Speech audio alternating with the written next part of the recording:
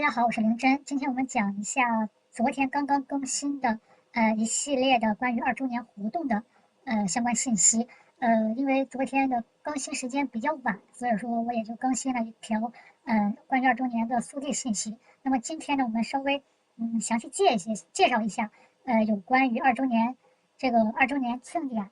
有哪些活动是不容错过的。首先是关于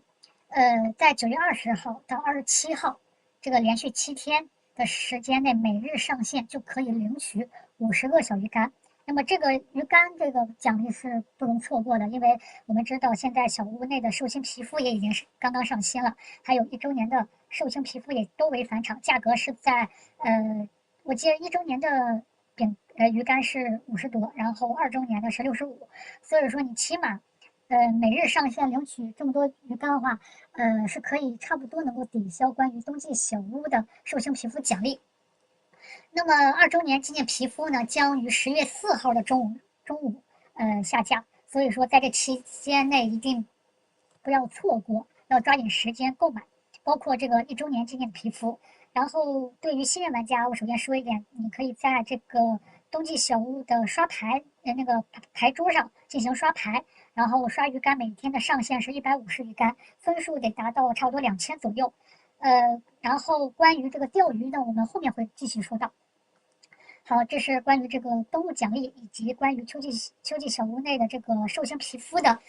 一点详细内容。大家一定要记住这个更新日志里的时间啊，是在10月4号就会下架的，尤其是中午啊，你千万不要在下午登录，那就会错过了。接着我们首先说一下关于这个胡闹模式呢，因为我个人还没有体验到，所以说这个就是暂时先不讲。等我体验到了以后呢，我会把那个相关视频，进行一个更新。那么它的活动范围呢，其实是也就1个月左右，所以说我个人推测这还是在一个测试型阶段，就看玩家的一些反馈和建议。所以说如果大家有什么对于关于这个活闹模式的一些新的想法，可以到这个官方论坛进行一个反馈。网站地址呢，我会在这个简介里给大家标注出来。接着呢，就是说一下关于这个钓鱼马拉松，它的活动日期是在截止到这个11月15号的中午，而且它是要同时记录我的进度和社区进度，也就是说这2个进度必须要达到同一节点，可以解锁这个对应奖励。那我们现在先进入这个钓鱼马拉松进行一个详细的介绍。首先，我们进入到了这个钓鱼马拉松的一个通行证活动。我们可以看到这次的通行证与以往的通行证都有很大不同。首先是一个界面性的更新，它不再是一个动态的，或者说是立体的那种形式出现，它是一个图片类的一个形式出现，你必须得领取到，你才能进入那个角色列表里进行一个查看。那目前的社区进度是已经达到了5级，我也已经领取到了这个极地的这个海象，还有这个大象啊。关于这次的钓鱼马拉松呢，我个人是比较喜欢的，因为它相比于去年的猫狗大战的进行一个对比的话，你可以发现今年的通行证的活动思维就是在保存，还是官方的重心还是关于这个留存率，就是说玩家要进行这个上线钓鱼，共同大家一起来钓鱼，来去推动这样的一个进度的完成到，就是从去年的对抗变到了这个今年的合作，这个主题方向，这个思路方向是非常好的，就是这样的话，大家这个彼此之间也不会有太多的矛盾，不会像去年那个样子的那个竞争反馈比较激烈的情况下，所以说这次的活动我个人相对还是比较满意的。如果大家还有就是关于这个钓鱼马拉松有没有这个相关的建议和这个反馈的话，可以去这个官方论坛进行反馈，把你的想法给官方这个看到，这样的话官方也可以知道大家对于这个钓鱼马拉松究竟是喜欢还是不喜欢这样的一个情况。我个人是比较喜欢的。如果这次通行证这个反馈这个顺利的话，就是反馈不错的话，我想的话，未来的这个通行证，会延续现在这样的一个模式，就是社区进度一条线，个人进度一条线，这样的话也不会容易引起这个激烈的一个竞争，而且呢，大家也是共同的参与，合作共赢嘛，这是一个非常好的一个现象。所以说，而且现在这个社区进度比我想象中要好很多。现在是，从活动更新到现在不到24小时，就已经解锁到了这个钓鱼的这个通行证的5级，所以说这个效果是不错的。它目前的进度已经解锁到了这个5级，现在社区进度一共有22级吧，然后现在已经差不多解锁到了将近1/5的这样的一个进度。不过后期的难度会越来越增，后来有所递增，所以说究竟如何呢？未来再看。反正时间还很长，我们不着急，慢慢来。然后下面说一下关于这个秋季小屋的一个更新。秋季小屋，它的地图范围比我想象中要大。它相比于冬季小屋话，它的从这个不光是从这个视觉范围内，还是你这活动范围内，都比这个冬季小屋得大个1.5倍左右。只不过我有疑虑就在于它这个地图就很大，但是有些地方不能去，你包括河对面你也去不了。但是我就比较奇怪这一点，如果你河对面去不了的话，你地图范围又为什么要延伸到对面呢？是吧？所以说不知道未来这个地图的这个区域性解锁会不会有所希望？就是说它可能比如说河对面，可能未来你可能去到河对面这个样子，不太确定。反正目前为止的话，这个活动范围，我个人觉得已经相当的大了，就是从这个河两边上游、下游，你钓完鱼之后，你还要去卖鱼，这个行动这个时间这个消耗方面，都是相当大的，包括还有一些昼夜交替嘛。主要目前还缺一个这个天气系统，我估计未来还会有所提升。然后它的秋季小屋，我不知道它是否是永久常驻的，因为冬季小屋现在没有了。我以为是2个地图呢，就是秋季小屋一个地图，冬季小屋一个地图。但是现在是冬季小屋已经消失掉了，然后就是保留了秋季小屋这样的地图。我不清楚秋季小屋能够延续到什么样的时间范围，是常驻还是说比如说立冬了就恢复到这个冬季小屋的那个地图了，就不太清楚了。有可能他把冬季小屋进行一个回收，然后再进行一个细微性的调整吧。就是说河流保持，就是可能河流冻掉，但是呢，它会保持几个这个钓鱼点，就是一个一个冰坑嘛。但是这个目前存疑，我觉得它不可能一下就能做出那么多来，对吧？所以说有可能是常驻，就是秋季小屋常驻，然后未来去进行更新，比如说冬季小屋进行一个回收性更新，然后春季小屋的和夏季小屋进行一个创建，但是那个就现在谈就没人上访了。我之前在论坛提到过4G 的这样一个概念，还是在23年的时候，所以说你想想，它是在25年，这都快年底了，它才更新一个秋季小屋的地图。所以有关于春季小屋和夏季小屋，我只能说应该会有，应该会有，但是具体什么时候更新的话就已经不确定了，可能就得到后年了就。但目前秋季小屋的这个地图呢是非常不错的，因为大家都很喜欢钓鱼，不管是多人钓鱼也好，还是一个人钓鱼也罢，都呃非常的就是乐此不疲。也就是说，你一个人玩也可以，大家玩都可以。就这个钓鱼，就光这个钓鱼项目就非常适合单人游玩和多人游玩。然后再外加上这个屋内也有打牌，然后中间还有篝火，这样的话，整个的一个延伸的这样一个活动范围以及节目的这个就是不是说节目，就是游玩的这个多样性提高的话，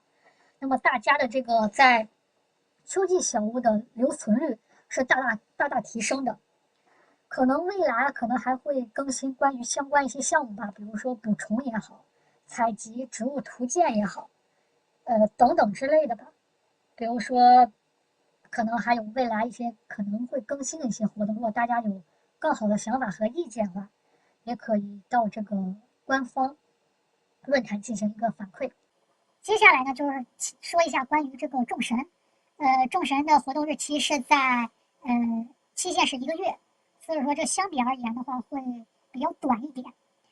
我目前已经全部解锁掉了，因为我去年光饼干类的皮肤，就已经全部解锁掉了。然后我缺的就是那些，这个小钱钱之类的这个皮肤，像这个宙斯、冥王，还有这个狩猎女神的这样的皮肤。不过狩猎女神，我特别感谢就是藤原突然，藤原送了我一个这个，狩猎女神，非常感谢他。这样的话就减轻了一个压力，然后我就专注于去打这个尼莫和这个冥王的这样的活动。但光打这2项呢就比较累。我们可以看一下它这个众神的这个任务列表。我们可以看到它任务列表里，像如果用尼莫的话，它需要玩5局生存赛。我尝试用这个大乱斗进行的话，它也只能算1局。所以大家如果在玩这个，就是说你要使用尼莫去游玩的话，就最好就是你就去选那个生存赛，一方面时间上会有所减少。如果你玩那个大乱斗的话，它的因为玩1局大乱斗，它就得起码就需要10几分钟或20分钟时间，所以说，而且你玩1局大乱斗只能算1局生存赛，这个一定要注意。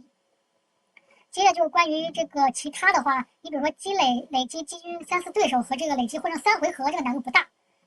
所以我不多说。难度比较大就近战武器，所以说这个就稍微难一点。不过我打的时候就比较的欧气吧，就差不多就是都能抢到那个武器，然后进行一个击打就行，只要击晕10次就行，累积就可以。所以说，这个你说有啥技巧啊？也没啥技巧，反正你遇到近战武器你就抢到就行。就是一般而言，近战武器，比如说这个棒球棍，还有这个双手拿的那种武器，铲子呀和棒棒糖那种武器，远程武器是不算的。比如说这个电击枪和那个冰冻是不算的。冥王这个相比尼莫是非常简单的，我用尼莫是很难的，因为你还要去匹配生存赛嘛。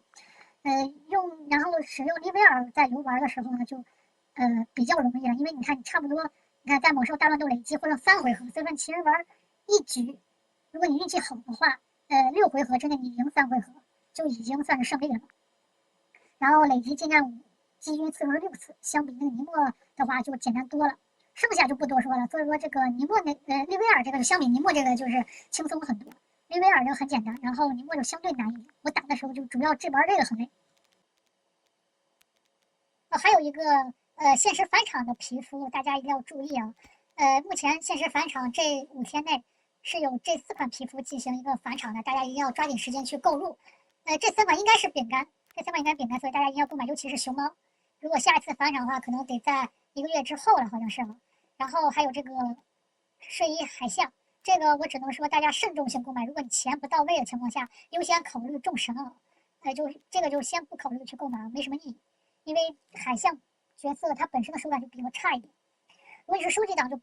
就不用听我的了。如果说你要考虑说我要买这个还是买众神的话，优先去考虑买众神。众神是肯定实惠的，一款皮肤才1500，而且它的那个，而且它还有特效，对吧？你这个海象这个就没有，所以说大家一定要优先考虑去购买众神啊。然后新上来的这个毛毛这个，因为我是全款拿下的，咱饼干有很多，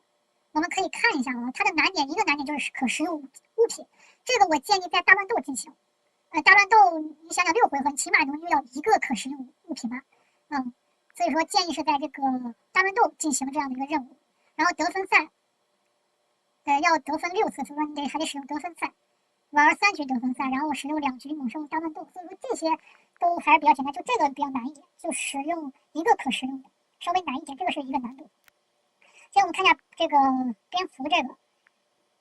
这2个都很简单，然后这个也简单。那要这么说的话，这个蝙蝠这个难度不大，这就不多说了，各位，你就游玩那个生存赛就可以了，游玩生存赛就行了，这个就不多说了。接着我们可以看其他的饼干啊，这个难度比较大一点，使用2个可食用物品，然后在不使用武器击晕队友，这个难度不大，主要还是这个，剩下就没什么难度了。这个难度就比较大，就这个就最好还是在这个大乱斗，就只要是一些需要完成可食用物品的这样任务，就需要大乱斗进行。这个也是，在这个大乱斗进行就行了，然后剩下就没什么难点。看一下兔子，这个兔子是很漂亮的这样一个兔子，一定不要错过。你买，如果你在这些饼干的当中你要去挑选的话，一定最优先考虑的一定是这个美神兔子，这个是绝对不容错过的。这个任务难度还非常简单的啊，所以大家一定不要错过去购买这个皮肤。然后剩下的就是大家就看自己情况吧。如果全部打完折之后就打5折情况下，这一共加起来是4500。然后饼干，因为我之前就购买了，所以说忘了这个就挺贵的，这好像印象是12000，我有点忘了。一定不可错过，一定要优先买它，剩下可以另说。接着我们说一下关于这个抖音活动啊，抖音活动大家千万不要错过啊！现在去抖音，然后去搜索猛兽派对，然后点进那个猛兽派对的主页，然后里面有个游戏详情，你就可以找到关于这个抖音的猛兽派对激励活动，然后进入那个页面进行那个抽奖就行了。这个消息还是小红书 Nemo UP 主告诉我的，在此非常感谢啊。然后关于这个小红书这个也是，一方面是这个按照这个视频模板进行这样的一个满10赞，然后进行一个领取，但目前有 bug，所以说我当时是抽的，因为我那个视频也满赞，但是没有领取，但是当时是抽到的，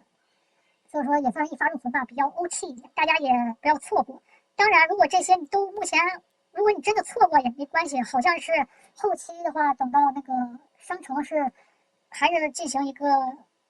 返场的，就到时候可以用饼干去购买这2款皮肤的。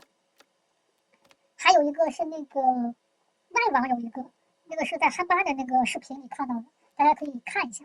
那个目前国内是没有办法的途径去获得的，所以说还得等到这个商城上架那个皮肤你才能购买。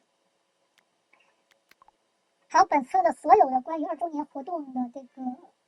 详细情况就已经说到这里了。等到后续的话，我会再进行一个更新，比如说这个活闹模式的更新。到时候大家可以多多关注一些后续的一些视频内容。我们下次再见，拜拜。